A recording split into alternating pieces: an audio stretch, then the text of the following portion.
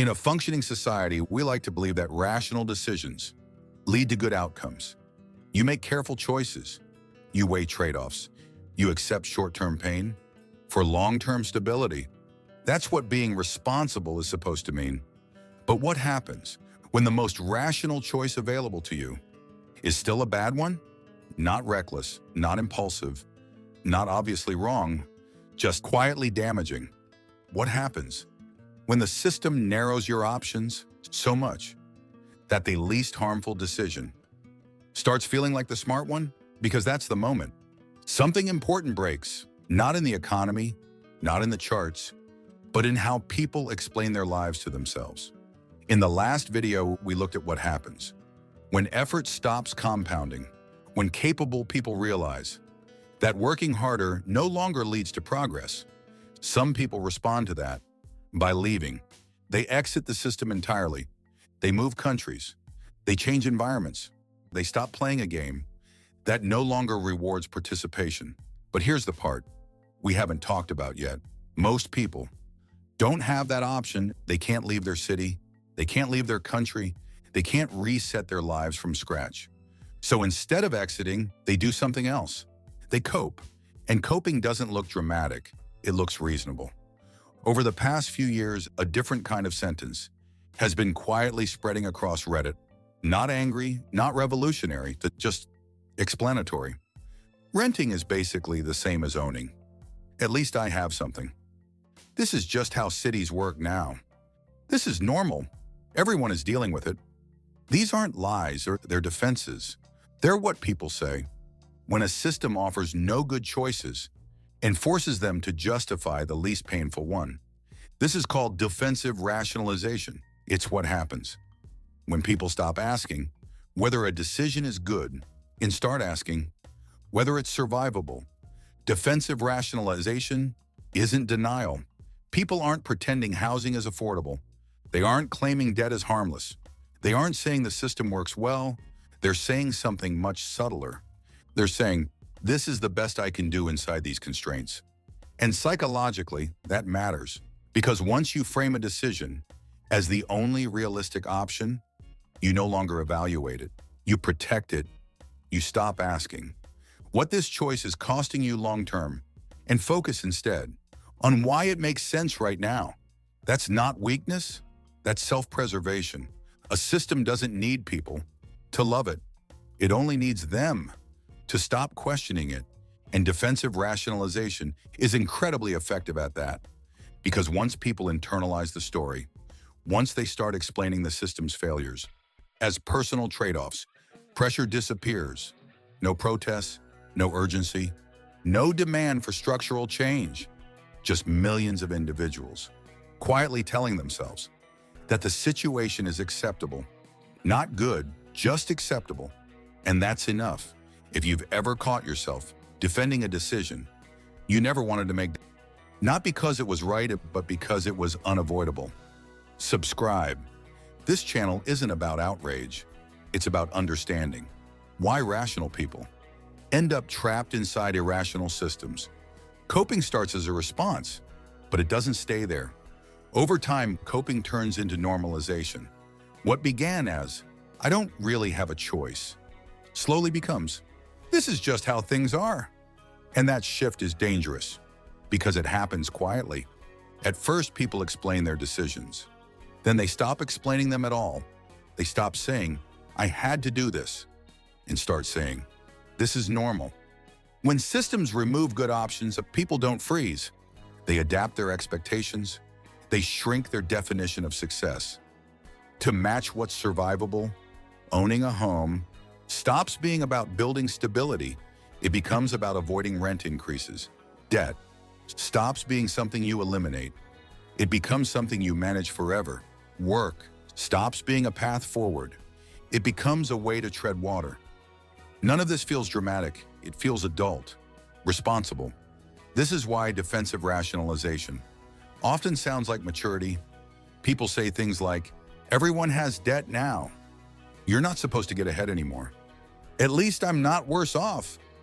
And each of those statements contains a quiet concession, not that the system is fair, but that fairness is no longer the expectation.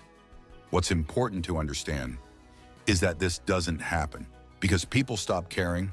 It happens because caring becomes exhausting. When you fight a system for years and nothing changes, your mind looks for relief, not by fixing the system, but by reframing your position inside it. That's how normalization works. The pain doesn't disappear, it gets renamed. This is also why you can't spot this phase by looking at economic headlines. From the outside, everything still looks functional. People are working, people are paying, people are surviving, but internally, something critical has shifted. People stop asking, what should a good life look like? They start asking, what can I tolerate? And tolerance is a very low bar for a society. Once normalization sets in, the system becomes incredibly stable. Not healthy, stable. Because people no longer push against it. They build their lives around it. They plan smaller futures and they accept narrower possibilities. They warn younger people to be realistic, and the system rewards that compliance by simply not collapsing. Here's the most uncomfortable part. From the system's perspective, this phase looks like success. No riots, no mass exits, no sudden crashes, just millions of people making decisions that feel rational in isolation, but collectively lock the system in place. And once a society reaches that point, change doesn't come from outrage. It would require people to first admit something much harder, that many of the reasonable decisions they've been making were never good ones. They were coping mechanisms, and that realization that the rational choice was still the wrong one is where things start to get uncomfortable. Because once you see that you can't unsee it, there's a moment when defensive rationalization crosses a quiet line. It stops being something people say to feel better and starts becoming who they believe they are. And this is the moment when bad decisions get rebranded as adulthood. You hear it everywhere. Being an adult means accepting reality. Being mature means lowering expectations. Being responsible means not wanting too much. And on the surface, those statements sound reasonable, even wise, but look closer at what they're actually doing. They're not describing growth. They're describing surrender, just wrapped in dignity. In a healthy system, adulthood is about expansion, more capability, more stability, more options over time. But in a compressed system, adulthood gets redefined. It becomes about endurance, about tolerating pressure without breaking, about surviving constraints without complaining. And the system quietly applauds that. This is why people defend decisions that clearly hurt them. They don't say, I made a bad trade. They say, that's just what being an adult looks like now. They don't say, I'm stuck. They say, well, I'm being realistic. They don't say that this system failed me. They say, this is the price of living in a modern city. And here's the psychological trap. Once a decision becomes tied to your identity as a responsible adult, questioning it feels like questioning yourself. If debt is adulthood, then wanting freedom feels childish. If permanent stress is maturity, then wanting ease feels naive. If settling is realism, then ambition feels reckless. So people don't just accept the system, they protect it.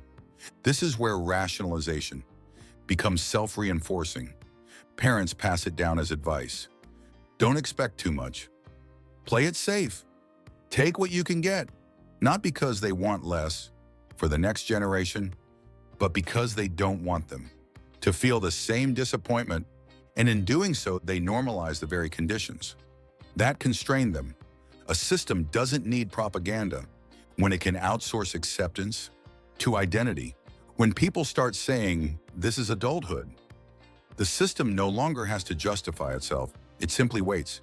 Because adults aren't supposed to complain. They're supposed to endure. But here's the thing. No one says out loud, endurance is not the same as progress. You can endure a system your entire life without it ever working for you. And the moment people realize that what they've been calling maturity was actually long-term damage control, that's when the emotional cost arrives, not as anger, but as quiet grief. for the future they stopped expecting. This is the phase where people don't leave anymore. Now, they don't protest, they don't demand change. They simply stop believing that better outcomes exist. And that's where this pattern leads next. Because when people stop believing good decisions are even possible, they don't just rationalize bad ones. They stop trying to choose at all. This is the phase systems like the most, not collapse, not crisis, normalization. Because normalization is quiet. There are no protests, no mass exits, no dramatic headlines. People are still working, still paying, still functioning. From the outside, everything looks stable, but stability is not health. When defensive rationalization becomes widespread, pressure disappears. People stop demanding fixes because they've already accepted that nothing fundamental will change. They don't ask for reform. They ask for coping strategies, how to manage debt better, how to budget tighter, how to survive inside constraints that shouldn't exist in the first place. And the system happily supplies those tools. This is how dysfunction becomes permanent. Not because leaders are malicious, not because policies are evil, but because once people internalize the problem, the system no longer has to carry it. Risk is pushed downward. Responsibility is individualized. If you're struggling, you're told to optimize harder. If you're exhausted, you're told that's adulthood. If you fall behind, you're told to be more realistic. And over time, people stop seeing the structure entirely. This is also why normalization is more dangerous than crisis. Crises force recognition. They break illusions. They demand response. Normalization does the opposite. It anesthetizes. Losses don't disappear. They get stretched. Stress doesn't resolve. It becomes routine. Futures don't collapse, they quietly shrink. And because nothing breaks, nothing gets fixed. From the system's perspective, this is efficient. Housing prices stay high. Balance sheets remain intact. Political risk stays low. The cost is simply absorbed by millions of individual lives. Lives that become more cautious, more risk-averse, more focused on preservation than creation. And an economy built around preservation doesn't stop moving, it just stops going anywhere new. This is why productivity stagnates. Without obvious cause, why innovation slows. Without a single villain, why younger generations inherit anxiety instead of momentum. Not because they lack ambition, but because ambition has become dangerous. Once a society reaches this phase, change becomes incredibly difficult. Not because people don't see the problem, but because admitting it would require acknowledging something painful. That many of the reasonable decisions they've made over the years were not steps forward. They were survival strategies. And survival stretched over decades comes with a cost. The system doesn't fear anger, it fears clarity, because clarity forces a choice. And in the next part, we'll look at what happens when people stop even pretending that good choices still exist, when coping turns into resignation, and resignation becomes the quiet end of progress. There's one last distinction that matters more than anything else here. Coping is not the same as adapting. They look similar on the surface. Both involve change, both involve adjustment, but they lead to very different futures. Adapting means changing in a way that improves your position. It creates new options. It expands what's possible. Coping does the opposite. Coping keeps you functional inside conditions that are actively harming you. It doesn't improve your situation. It helps you tolerate it. A healthy society encourages adaptation. It allows people to take risks, to move, to fail without being ruined. An unhealthy one forces coping.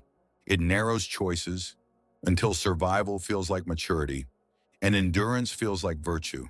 And once a system relies on coping, it stops needing to improve because people are no longer pushing against it. They're adjusting themselves to fit inside it. This is why defensive rationalization is such a powerful pattern, not because people are naive, but because they're rational inside a broken structure. They're not choosing badly. They're choosing from a set of bad options. And as long as those options remain narrow, rational decisions will keep producing collectively damaging outcomes. The real danger isn't that people cope. The real danger is that coping becomes permanent, that an entire generation grows up believing that stability means stagnation and adulthood means sacrifice without return. That good decisions no longer exist, only less painful ones. And this is where the system enters its most fragile state. Not when people are angry, but when they stop believing that better outcomes are possible at all. Because once belief disappears, so does agency. People don't exit. They don't fight. They don't demand change. They resign themselves. And in the next video, we'll look at what happens after that. What happens when people stop even trying to choose well, when rationalization gives way to something quieter and far more damaging, learned helplessness. If this helped you recognize patterns you've felt but never named, subscribe. This channel isn't about outrage, it's about clarity. Because once you can see the system clearly, you get to decide how much of your life you're willing to organize around it.